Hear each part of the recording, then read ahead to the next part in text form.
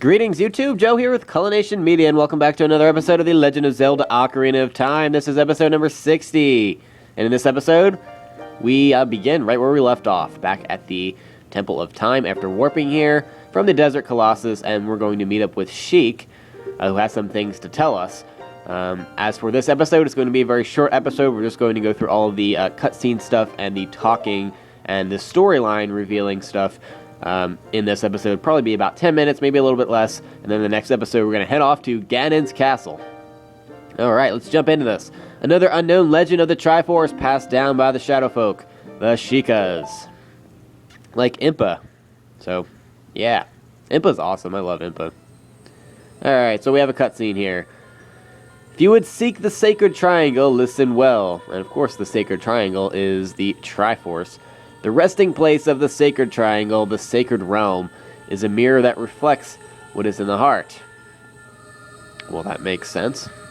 The heart of one who enters it. If an evil heart, the realm will become full of evil. If pure, the realm will become a paradise. So, obviously, someone with a pure heart did not enter the Sacred Realm. The Triforce, the Sacred Triangle, it is a balance that weighs the three forces, power, wisdom, and courage, and that was given to the people of Hyrule, I guess, by the gods, or the goddesses.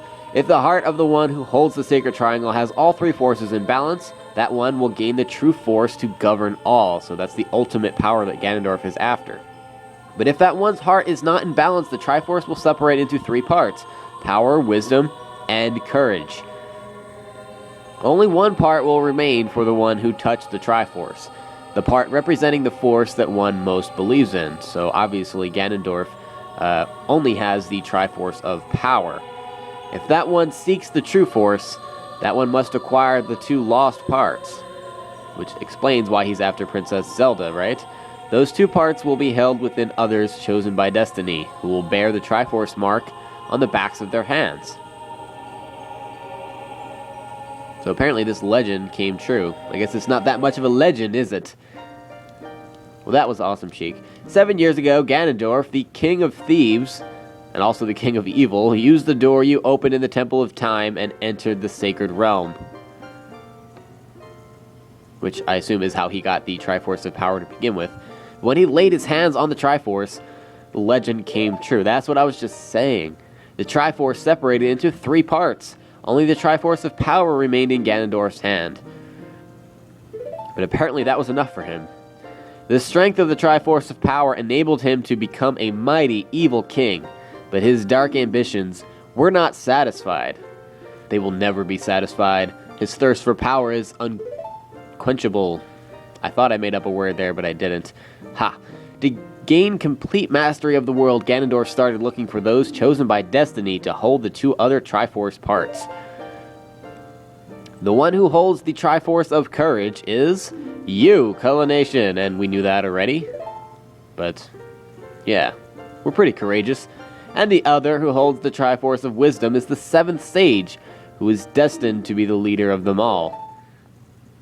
Plot twist time.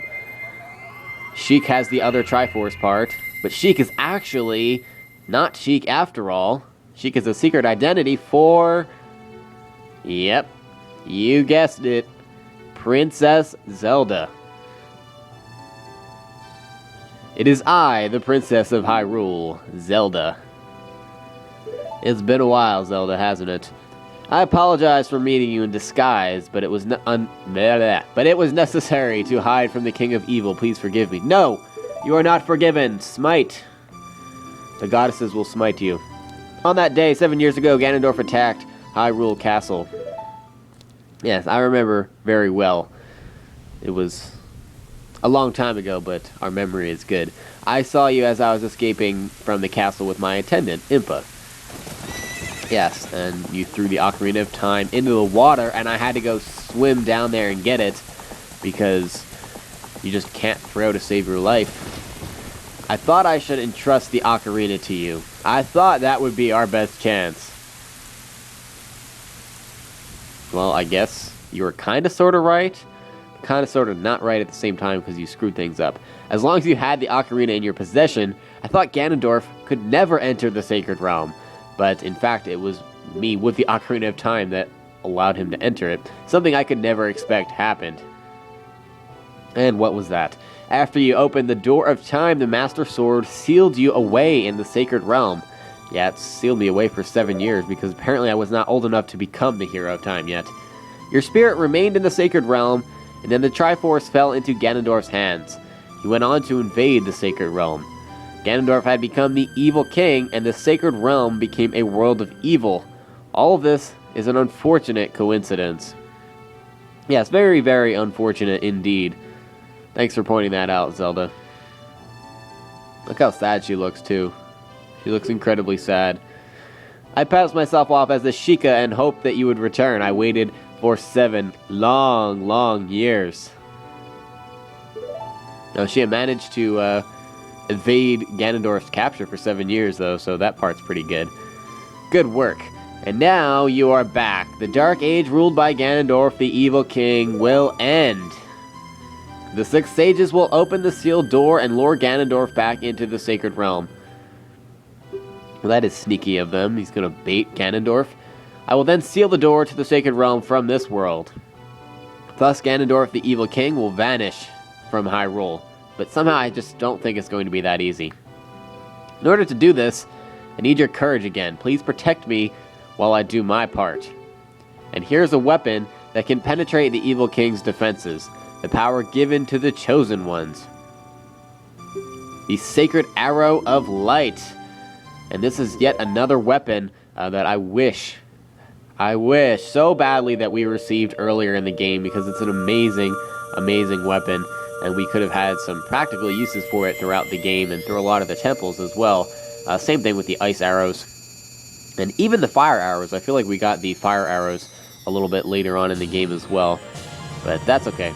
You got the light arrow. Set it to C, and your arrows will be powered up. The light of justice will smite evil. So light arrows are one of the only things that are going to be effective on Ganondorf. And in addition, they also cost double the magic of fire and ice arrows, but they do a little bit more damage as well. So there we go. That rumbling. It can't be. Uh-oh, your cover is blown, Zelda. And as such, she is encased in this black magic diamond crystal thing. Princess Zelda, you foolish traitor! I commend you for avoiding my pursuit for 7 long years. I was just telling her that, man. We're on the same page here. But you let your guard down. I knew you would appear if I let this kid wander around. Yeah, that's my Ganondorf voice. I don't think that's very accurate, but it sounded pretty cool. In my head, that is.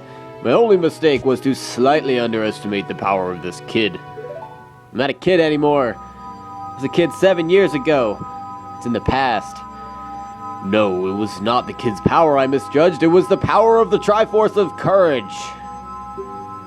But with the Triforce of Wisdom that Zelda has, when I obtain these 2 Triforces, then I will become the true ruler of the world. Evil laugh here? Ah, not quite. If you want to rescue Zelda, come to my castle. And Zelda disappears. Insert evil laugh here. And the stage is set. We need to head out to Ganon's castle. That's going to be it for this episode, guys. And in the next episode, that's where we're headed. Ganon's castle to rescue the princess. Thank you very much for watching, and please stay tuned for episode number 61. Game on.